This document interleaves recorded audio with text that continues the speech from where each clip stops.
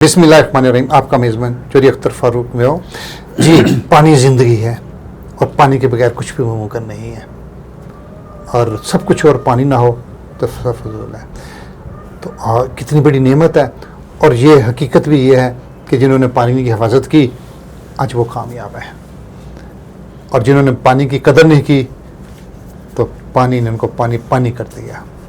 आज पाकिस्तान उन ममालिक में शामिल है कि जहाँ पर ज़ेर ज़मीन पानी की सतह दिन ब दिन कम होते जा रही है। मेरे रुबाब इख्तियार क्या कर रहे हैं, पॉलिसी साज किधर हैं, नस्लों की जंग है, ये कौन लड़ेगा, कौन इस पर बात करेगा? हम हैं बात करने के लिए। आज हमारे साथ मौजूद हैं ताहिर खान साहब, उनका इस मामले में बहुत ही करीब है, तो देखिए आज वो क्या कहते हैं। लेकिन एक बात ज़रूर ज़हन में रखिएगा, आप किसान हैं तो ये फ़र्ज़ समझ लीजिए, अपने आप तय कर लीजिए, आपने ताहिर खान साहब की वीडियो देखनी है, पूरी बातें सुननी है, उन पर सवालात करने हैं, और अगर आप ये नहीं करेंगे तो आप किसान दुश्मनी का हक अदा कर रहे हैं। जी अस्सलाम वालेकुम। जी वालेकुम अस्सलाम। ताहिर भाई, आज पानी के हवाले से हम बात करना चाहते हैं, तो क्या कहेंगे आप, पानी को किस निगाह से देखते हैं और एग्रीकल्चर में इसका क्या मकाम है? देखिए जी, एग्रीकल्चर जो है वो पानी के बगैर मुमकिन ही नहीं है। उसकी वजह यह है कि पौधे को अपनी लाइफ के लिए दो तीन चीज़ें चाहिए होती हैं। अगर आप पौधे के निज़ाम को समझें तो जब पौधा लगता है तो वो पानी ज़मीन से ले रहा होता है, और कार्बन डाइऑक्साइड CO जिसको कहते हैं वो हवा से ले रहा होता है। और जब CO प्लस H2O, क्योंकि वाटर को अगर देखें तो दो जो है हाइड्रोजन और एक ऑक्सीजन से पानी बनता है, तो इसके अलावा भी पानी के अंदर जो है हाइड्रोजन के आज़ाद मालिक्यूल जो हैं वो भी मौजूद होते हैं। तो बहरहाल अब मैं चूँकि बता रहा हूँ कि पानी अगर अवेलेबल ना हो तो फोटोसिंथेसिस का प्रोसेस, जिसमें CO प्लस H2O CHO जो कि ग्लूकोज का सिंपलेस्ट फार्मूला है, और ये वो फूड है जो कि एक जैसे शुगर इंडस्ट्री को आप देखें तो कितनी बड़ी इंडस्ट्री है, कितनी बड़ी इन्वेस्टमेंट है। तो अल्लाह ताला ने ये फूड इंडस्ट्री हर पत्ते के अंदर कायम की हुई है। अगर आप एक पत्ते को पकड़ के उसको सूरज की रोशनी में देखें तो आपको उसमें पोर नज़र आएंगे। वो जो पोर हैं, उन पोर के ज़रिए से, या जो सुराख कह लें, उनके ज़रिए से जो कार्बन डाइऑक्साइड है वो अंदर जा रही होती है, जड़ जो है नीचे से H2O अब्जॉर्ब कर रहा होता है, और CHO फार्मूला जो है वो पहला फार्मूला शुगर का वो बन रहा होता है जो कि पौधे की फूड है। तो पौधे के बगैर जो है ज़िंदगी महाल है, और जब तक पौधा जो है वो पानी ना ले तो पौधा अपनी ना तो बढ़ोतरी कर सकता है, ना वो अपनी रिप्रोडक्टिव स्टेज पे पहुंचेगा। उसकी वजह यह है कि जब वेजिटेटिव स्टेज होती है तो उसको पानी को ज़्यादा, पौधे को पानी की ज़्यादा ज़रूरत होती है, और जब वो रिप्रोडक्टिव स्टेज में जाता है तो उस वक्त पानी तो नागज़ीर होता है। आपने कई दफ़ा देखा होगा कि जो हमारे जैसे कोई कह लो कि ज़राअत के जो क्वालिफाइड लोग हैं, उनसे पूछा जाए तो वो कहते हैं गोद की हालत में पानी ज़रूर देना है गंदम को। तो बेसिकली वो एक पोलिनेशन स्टेज होती है, जब नर और मादा जो है फूल के अंदर मिल रहे होते हैं, दाना बन रहा होता है, तो उस वक्त पानी की कोताही जो है वो फसल को बहुत ज़्यादा नुकसान देती है। जी ताहिर खान साहब, मुझे मेरे किसानों को बड़े दिल नशीन और सादा अंदाज में ज़रा बताइएगा। ऐसे तो आपकी बातें मुझे गौर से सुन रहे हैं, पता उनको भी है सारा, लेकिन बड़े दिल नशीन अंदाज से कि पानी कब, क्यों और कितना देना चाहिए, ये एक बड़ा अहम है, किसानों को पता। लेकिन आप ज़रा बताएंगे, ज़रा बड़ी प्यारे अंदाज से बताते हैं, बताइएगा ज़रा। अख्तर भाई, असल में जो पानी का मामला है ना, वो हर वैरायटी और हर फसल के साथ डिफरेंट है। और अगर आपने देखा होगा, पर्टिकुलरली हाइब्रिड जो वैरायटीज़ हैं, उनके लीफलेट जो होते हैं या उसका जो लेबल होता है, उसमें तो उन्होंने लिखा होता है कि आपको इसकी बिजाई के कितने दिनों के बाद पानी देना चाहिए। और जो अमूमी तौर पे बाकी वैरायटीज़ हैं, लाइक जो नॉन कन्वेंशनल हैं, जिनको कहते हैं कि हमने जो ओपन पोलिनेटेड वैरायटीज़ रखी होती हैं, उसका भी जो है थोड़ी सी वेरिएबिलिटी इस तरह से है कि साइट जो है یا لوکیشن جو ہے اور جو ڈے ٹیمپریچر ہے اس کے ڈیپینڈنٹ ہے پانی کو دینا. جو ذمہ دار ہے متعلقہ، میرا یہ پورا ایکسپیرینس یہ ہے کہ وہ جب کھیت میں جاتے ہیں تو جس طرح جو جانور رکھا ہو تو وہ اپنی فوڈ کی ریکوائرمنٹ بتا رہا ہوتا ہے نا اپنے باڈی لینگویج سے، اس طرح پودے کی بھی ایک لینگویج ہوتی ہے اور پودا بھی اپنے مالک کو بتا رہا ہوتا ہے کہ میں بھوکا ہوں، مجھے پیاس لگی ہے، مجھے پانی دو. تو میں جو ایڈوائز کروں گا اپنے ذمہ داروں کو وہ یہ کروں گا کہ کم از کم ایک دفعہ ڈیلی اپنے کھیت میں چکر لگائیں تاکہ آپ کو پتہ چل سکے کہ پودوں کی زبان کیا ہے اور اس کو پانی کی ضرورت ہے یا نہیں ضرورت ہے. جی یہاں پر ذرا میری معلومات میں اضافہ کر دیجئے. ہم تو بظاہر دیکھتے ہیں جی پانی ہے، تو کیا جس طرح ہر چیز کی ایک ورائٹی ہوتی ہے کہ پانی میں بھی کوئی اقسام ہے پانی کی؟ ذرا اس پر جی اختر بھائی، یہ تو بہت ہی اچھا سوال آپ نے کر دیا ہے. ہر چیز کی کوالٹی ہوتی ہیں، جس طرح مطلب کہ زمین کی جو ہے وہ آپ کو پتہ ہے کہ کوالٹیز ہیں کہ یہ جو ہے میرا زمین ہے، یہ ہلکی میرا ہے، یہ کلئی میرا ہے، یا یہ ریتلی سائل ہے. تو اسی طرح سے پانی کی بھی پیرامیٹر ہے. لیکن پانی کا جو پیرامیٹر ہے وہ شاید آپ نے لفظ ایک سنا ہو، پی ایچ. تو جو پی ہے وہ چھوٹے لفظوں میں لکھی جاتی ہے، ایچ جو ہے وہ ہائیڈروجن سے لنک ہے اس کا، وہ بڑا لکھا جاتا ہے. تو یہ پی ایچ جو ہے یہ پانی کی پی ایچ بتاتی ہے کہ اس کا جو پانی کا کوالٹیز ہیں کس طرح کی ہے.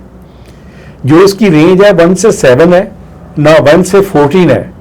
1 سے 7 تک جو سائلز ہیں جب آپ انالیسس اس کا کرائیں گے تو آپ کو جو رپورٹ ملے گی اس میں پی ایچ کا اندراج ہوتا ہے. اس میں بتایا جاتا ہے کہ پی ایچ اگر 1 سے 7 تک ہے تو وہ ایسڈک ہے، اگر 7 ہے تو وہ نیوٹرل ہے، اور 7 سے 14 ہے تو وہ جو ہے نا وہ مطلب کہ الکلائن ہے. تو بیسیکلی جو پانی کی کوالٹیز ہیں اور پی ایچ کا جو انالیسس کے بعد جو رپورٹ ہے وہ آپ کو بتائے گی کہ آپ کے زمین کے اوپر جو پانی ہے وہ کس طرح سے لگایا جائے اور اس کا ٹریٹمنٹ کیسے کیا جائے. اس کی وجہ یہ ہے کہ اگر فرض کرو کہ جو نہر کا پانی ہے یا جو ٹیوب ویل کا پانی ہے اس کی بھی پی ایچ کا فرق ہوتا ہے. تو پھر آپ کو مطلب کہ عمومی طور پہ ہم نے دیکھا ہے کہ جو ٹیوب ویل ہوتے ہیں اس کا مجھے دیکھ لینے دیں کیونکہ میں غلط بیانی نہ کر دوں آپ کو، کہ جو نہر کا پانی ہوتا ہے اس کی جو پی ایچ ہے 7.5 ہوتی ہے، جو ٹیوب ویل ہے اس کا 8 سے 10 ہوتی ہے. اچھا، جس طرح یہ نہروں کا پانی اور ٹیوب ویل کا پانی اس کی پی ایچ کا فرق ہے، اسی طرح سے جو کھادیں ہیں اس کی بھی پی ایچ ہوتی ہے. تو اصل میں پاکستان میں سائنٹیفک بنیاد کے اوپر نہ پانی کو دیکھا جاتا ہے نہ کھادوں کو دیکھا جاتا ہے. اور میں اپنے ایکسپیرینس کے بنا پہ آپ کو بتا رہا ہوں کہ اگر اس کو مد نظر رکھا جائے کہ جو کھاد آپ لے رہے ہیں، لائک اگر میں کھادوں کی بھی ڈیٹیل آپ کو بتاؤں تو جو ایس ایس پی ہے اس کا جو پی ایچ ہے اس میں 2 ہوتی ہے، جو امونیم سلفیٹ ہے اس میں 2.8 ہوتی ہے، جو نائٹروفاس ہے اس میں 3 ہوتی ہے، جو ٹی ایس پی ہے اس میں 4 ہوتی ہے. تو اگر اس کو کنسیڈر کیا جائے وائل سلیکشن آف فرٹیلائزر تو آپ کی جو کھادوں کی افادیت ہے اور جو کوالٹی آف واٹر ہے اس کی مینجمنٹ میں کا رول ہے، اور وہ ہماری جو پوٹینشیل گین ہے کسی بھی ورائٹی کا کسی بھی فصل کا وہ اٹین کرنے کے لیے ان کا جاننا بڑا ضروری ہے. جی طاہر خان صاحب، مجھے یہ بتائیے گا، پانی پر بات ہو رہی ہے تو کوئی ایسی بات کر جائیں کہ پانی پانی کر گئی طاہر کی یہ بات والی، کسان اس پر غور کریں، تو کوئی ایسی بات بتائیے گا.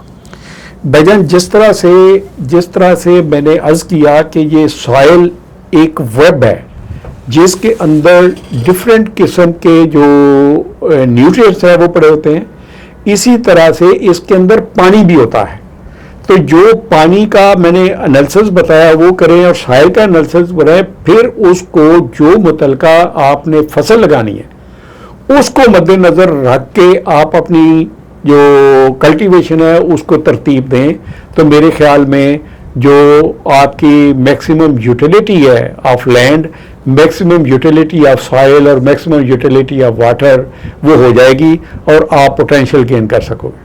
जी, आखिर में मैं एक छूता ताराना निगाह लेते हुए एक सवाल करता हूँ कि पानी की शॉर्टेज हो रही है, ज़ेर ज़मीन पानी कड़वा भी जा रहा है, सतह भी नीचे जा रही है, और क्या किसानों को ऐसी फसलें काश्त करनी चाहिए, उसमें रहनुमाई दीजिए जिसमें पानी का इस्तेमाल भी कम हो और उसकी मईशत भी मजबूत हो जाए। इस हवाले से अगर मेरी ब्रीफ कर दें मेरे किसानों को, तो बहुत बड़ा मतलब आपका एहसान होगा किसानों पर। असल में हर वैरायटी जो है या हर फसल जो है उसकी रिक्वायरमेंट डिफरेंट है।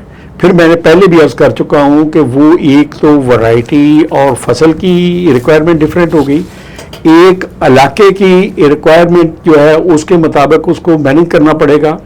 फिर एक लफ्ज़ और है जो मतलब कि टफ है लेकिन समझाने के लिए बताता हूँ, उसको कहते हैं टोपोग्राफी। और टोपोग्राफी को समझाने के लिए मैं आपको ये बताना चाहता हूँ कि अगर फ़र्ज़ करो कि मैं कहता हूँ कि जी हमने काटन लगानी है मरी की पहाड़ियों में, तो लोग कहेंगे यार पागल है आदमी, ये मतलब कि किस तरह से मुमकिन है, काटन कैसे हो सकती है। या अगर मैं ये कह दूं कि जो एप्पल के गार्डन है जो मरी या अपवर्ड एरिया में लगते हैं वो हम मुल्तान में जाके लगा दें, तो ये भी मुमकिन नहीं है। तो इस तरह से आपको अपनी लोकेशन को समझना होगा, वैरायटी को समझना होगा और किसी एग्री एक्सपर्ट को कंसल्ट करना होगा कि हम कौन सी चीज़ जो है या कौन सा एक्शन जो है किस जगह के ऊपर किस तरह से कर सकें। माशाल्लाह जी, क्या खूबसूरत बात की है ताहिर भाई ने, आप समझते होंगे। मैं उस बात को ज़रा आसान तर अल्फाज में बयान कर दूं। सर, क्रॉप जोन बने हुए हैं, फसलों का इंतखाब होता है किस एरिया के लिए कौन सी है, और जो पॉलिसी मेकर आज उस कुदरत की उस तकसीम से लड़ेंगे तो फिर लड़ाई तो होगी, जंग तो होगी, जी हाँ, और उसका नुकसान होगा।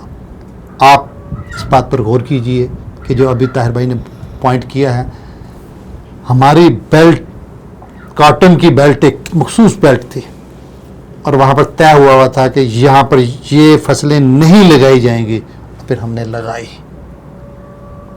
गन्ना, कमाद, सबसे ज़्यादा पानी वो लेता है और नीचे गहराई तक लेता है।